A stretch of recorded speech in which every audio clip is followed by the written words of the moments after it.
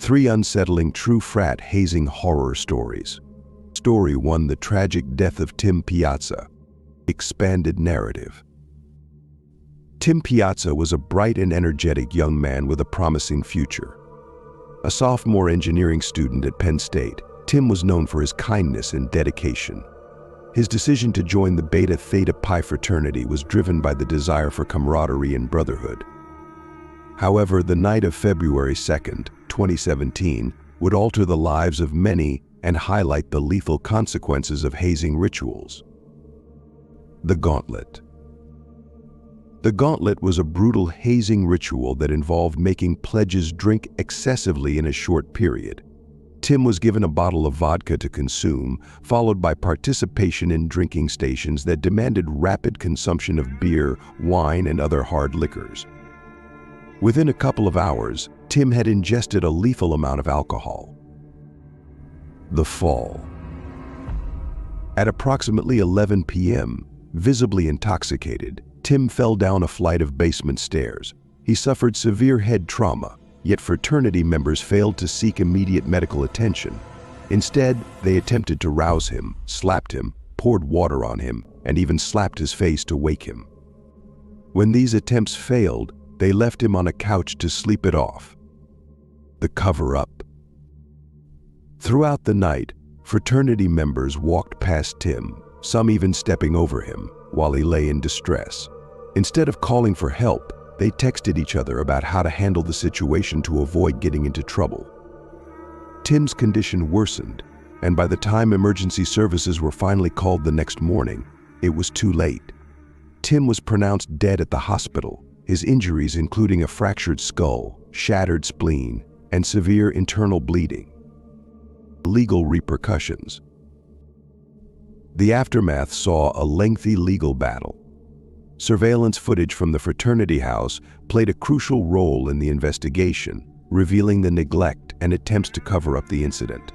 18 members of the Beta Theta Pi fraternity were charged with various offenses, including involuntary manslaughter, hazing, and providing alcohol to minors.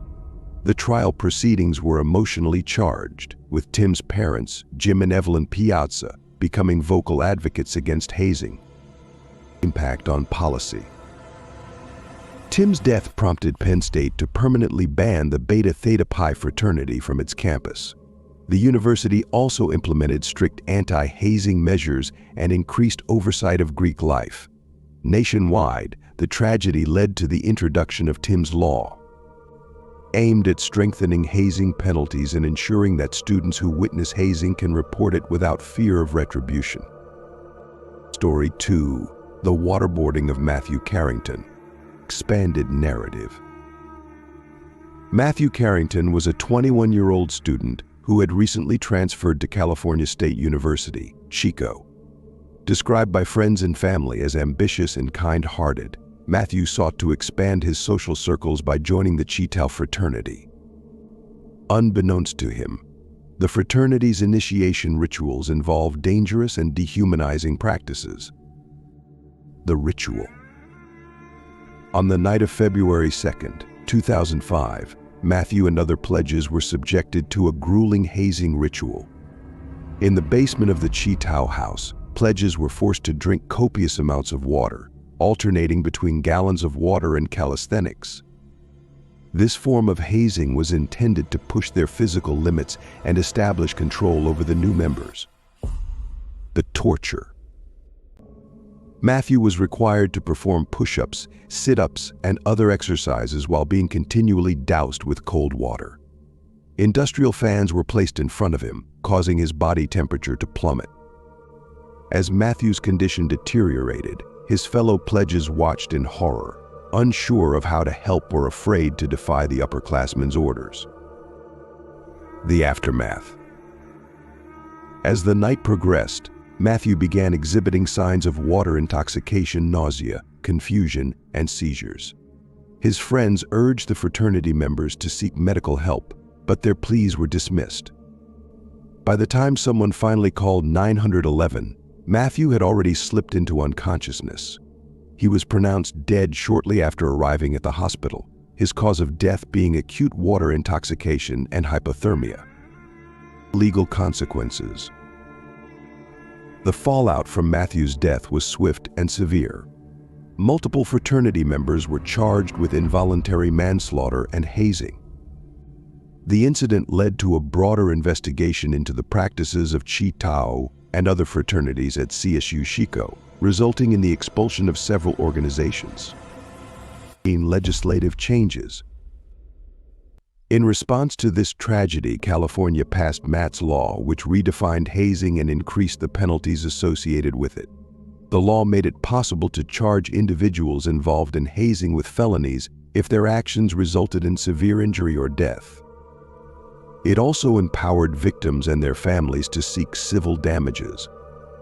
Story 3: The Fire That Killed Gordon Bailey. An expanded narrative. Gordon Bailey was a freshman at the University of Colorado Boulder, known for his athletic prowess and vibrant personality. In September 2004, he pledged to Chi Psi Fraternity, hoping to find a sense of community and belonging. Instead, he encountered a dark side of fraternity life that would end in his untimely death. The initiation night.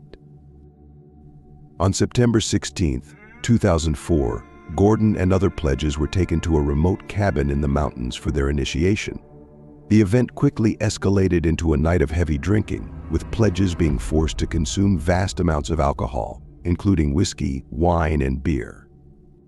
The goal was to push them to their physical and mental limits, testing their loyalty and endurance. Signs of distress.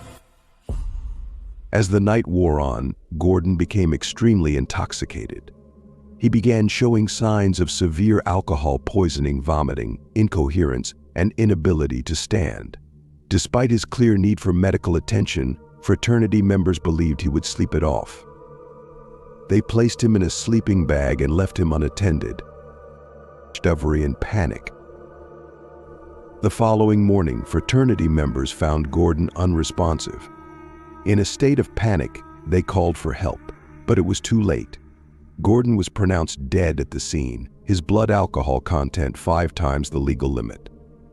The official cause of death was acute alcohol poisoning. Legal and institutional response.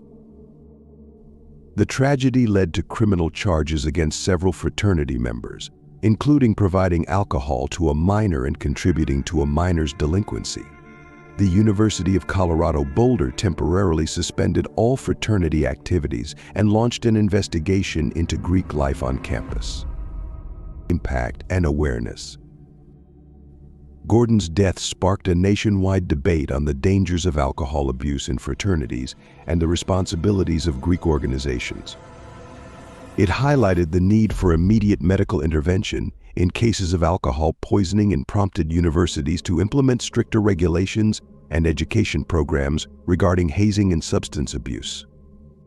In conclusion, the stories of Tim Piazza, Matthew Carrington, and Gordon Bailey serve as grim reminders of the potential dangers associated with fraternity hazing. These tragedies not only devastated the families involved, but also brought about significant legal and institutional changes aimed at preventing future incidents. By understanding and sharing these stories, we can help foster a culture of safety and respect within university communities, ensuring that no other students have to endure such horrors in the name of brotherhood.